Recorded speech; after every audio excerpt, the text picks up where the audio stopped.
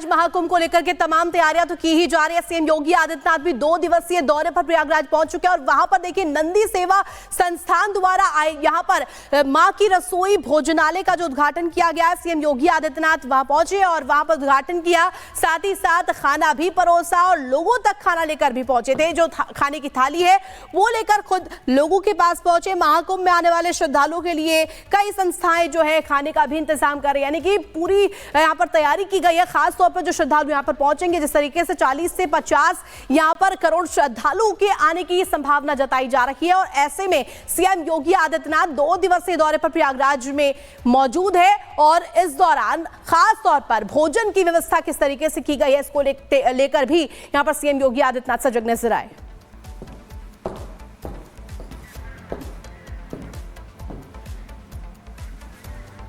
तो देखिए लगातार ये तस्वीरें आपको दिखा रहे हैं। सीएम योगी आदित्यनाथ यहां पर खाने की थाली परोसकर खुद पहुंचे श्रद्धालुओं के बीच। तो देखिए सीएम ने लोगों को खुद खाना परोसा है, तस्वीरें आपको दिखा रहे हैं। सीएम योगी आदित्यनाथ का ये अलग अंदाज है, अनोखा अंदाज है जिसके लिए वो जाने जाते हैं। सीएम योगी आदित्यनाथ यहां पर मां की रसोई भोजनालय का उद्घाटन करते हुए नजर आए। नंदी सेवा संस्थान द्वारा ये रसोई का उद्घाटन किया गया। यूपी के सीएम योगी आदित्यनाथ की तस्वीरें आप देख रहे थे। खबरों में आगे बढ़ते हैं, बात करेंगे संभल की और संभल को इंसाफ दिलाने की बात उत्तर प्रदेश के मुख्यमंत्री योगी आदित्यनाथ कर रहे हैं और उन्होंने साफ तौर पर यह कह दिया है कि 1978 के जो जख्म है वो आज भी हरे हैं, वो आज भी भरे नहीं है और उन पीड़ितों को इंसाफ जरूर मिलेगा। क्या कहा सीएम योगी आदित्यनाथ ने, इस रिपोर्ट के जरिए आपको बताते हैं।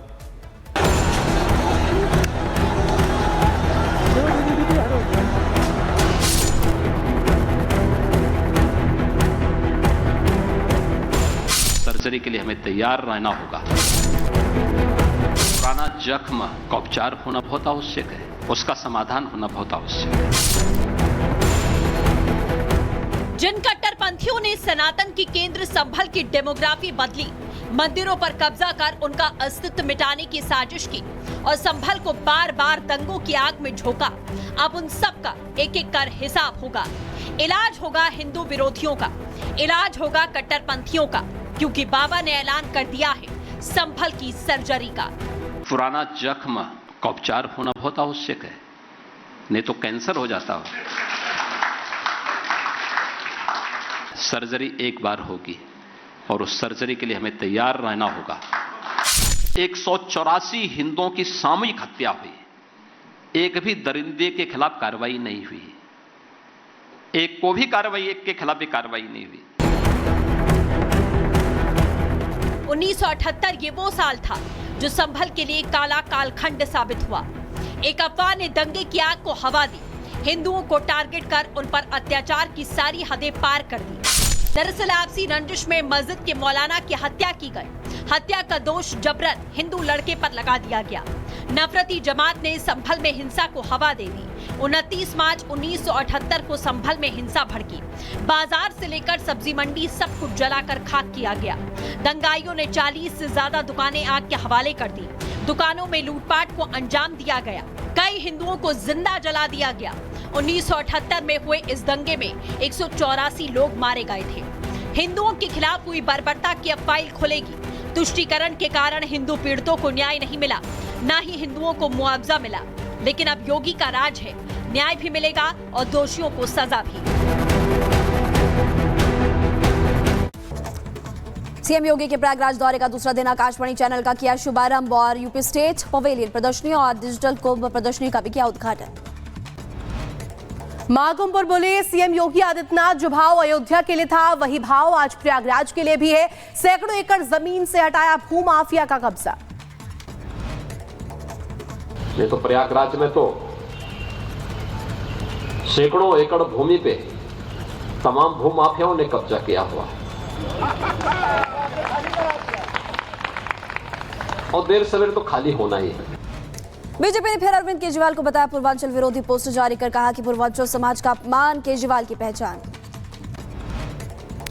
आपने जारी किया एक और पोस्टर के जरिए बीजेपी पर निशाना साधा। पोस्टर में लिखा, बीजेपी से एक सवाल, घोड़ी कौन चढ़ेगा। आजरी के पूर्व विधायक आलोक मेहता के ठिकाने पर ईडी की रेड। वैशाली कोऑपरेटिव से जुड़ा हुआ है पूरा मामला, भारी पुलिस फोर्स तैनात। दिल्ली के स्कूलों में बम की धमकी मामले को लेकर खुलासा। 12वीं के छात्र ने ही 23 स्कूलों को दी थी धमकी। 8 जनवरी को किया था आखिरी मेल। अलीगढ़ मुस्लिम यूनिवर्सिटी को बम से उड़ाने की धमकी मिली और 2 लाख रुपए की फिरौती भी मांगी गई है। कहा कि पैसे ना मिलने पर खाने में सुअर की चर्बी मिला देंगे। महाराष्ट्र के पालघर में घर के अंदर परफ्यूम केमिकल ब्लास्ट हुआ। धमाके में 4 लोग बुरी तरीके से जख्मी हुए। इलाज के लिए अस्पताल में भर्ती कराया गया। और असम के दिमाहमा में रेस्क्यू ऑपरेशन जारी। नागपुर से मंगाया गया पंप 1 मिनट में 500 गैलन पानी निकालने में सक्षम है। महाराष्ट्र में पुलिस ने शख्स को किडनैपर्स के चंगुल से छुड़वाया। आरोपियों को किया गया गिरफ्तार। परिवार से मांगी थी 8 लाख की फिरौती। तिहाड़ जेल में बंद अंडरवर्ल्ड डॉन छोटा राजन नईम्स में भर्ती। अस्पताल में दिल्ली पुलिस की कड़ी सुरक्षा। जम्मू कश्मीर के रामबन में 3 मंजिला इमारत में लगी भीषण आग। घर मलबे में हुआ तब्दील। किसी को नहीं पहुंचा नुकसान। भारत और नेपाल के बीच सूर्य किरण सैन्य अभ्यास जारी। सलझंडी में दोनों देशों की सेनाएं युद्धाभ्यास कर रही है। शीतलहर की चपेट में उत्तर भारत। सुबह सुबह दिल्ली एनसीआर में छाया घना कोहरा। न्यूनतम तापमान 6 डिग्री सेल्सियस तक पहुंचा। दिल्ली में कर्तव्य पथ पर गणतंत्र दिवस की तैयारी जारी। भीषण ठंड में सैनिकों ने परेड की और सुरक्षा के चाक चौबंद इंतजाम। नोएडा में छाया घना कोहरा। विजिबिलिटी बेहद कम। फ्लाईओवर पर थमी गाड़ियों की रफ्तार। ठिठुरन भी बढ़ी। मैनपुरी में सर्द हवाओं और घने कोहरे का दिख रहा असर। सड़कों पर पसरा सन्नाटा। गाड़ियों की रफ्तार धीमी पड़ी। एमपी के शिवपुरी में माधव नेशनल टाइगर रिजर्व में ज्योतिरादित्य सिंधिया ने सफारी का लिया आनंद।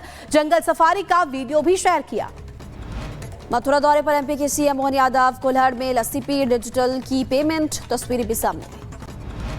ट्रेन के 3 AC कोच में सितार तबले के साथ सुर के धुरंधरों ने सजाई महफिल। मुंबई से जलगांव जाने वाली ट्रेन में कॉन्सर्ट। लोग कर रहे म्यूजिक ग्रुप की तारीफ।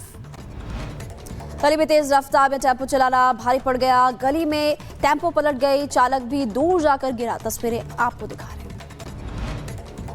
सीतापुर में बाइक की मदद से रोडवेज बस को लोगों ने खींचा। रोडवेज बस का हाल बेहाल। परिवहन विभाग पर उठे सवाल। आजगर medical college rape murder case में आरोपी के लिए फांसी की मांग। सीबीआई ने संजय रॉय के लिए मांगी सजाए मौत। 18 जनवरी को कोर्ट सुनाएगा फैसला। मेरठ में एक ही परिवार के 5 लोगों की हत्या। घर में बेड के अंदर मिली लाश। मरने वालों में 3 बच्चे भी शामिल। पुलिस ने घटनास्थल का जायजा लिया। पुलिस को रंजुशन हत्या का शक है और घर का सामान भी बिखरा पड़ा मिला। बुधवार शाम से लापता था परिवार। झारखंड के पाकुड़ में भीषण हादसा। गैस सिलेंडर फटने से ट्रक में लगी भीषण आग। ट्रक चालक बुरी तरीके से घायल हुआ। मऊ में बिजली विभाग विजिलेंस टीम की बिजली चेकिंग पर हंगामा हुआ। 11 लोगों के खिलाफ बिजली चोरी के आरोप में केस दर्ज किया गया। झांसी में एक पत्नी ने अपनी पति की सरेआम पिटाई की। पति को प्रेमिका के साथ पकड़ा था। और राजस्थान के कोटा में एक छात्र ने सुसाइड कर दिया। पंखे से लटक कर जान दे दी। जेईई एडवांस की तैयारी कर रहा था बच्चा।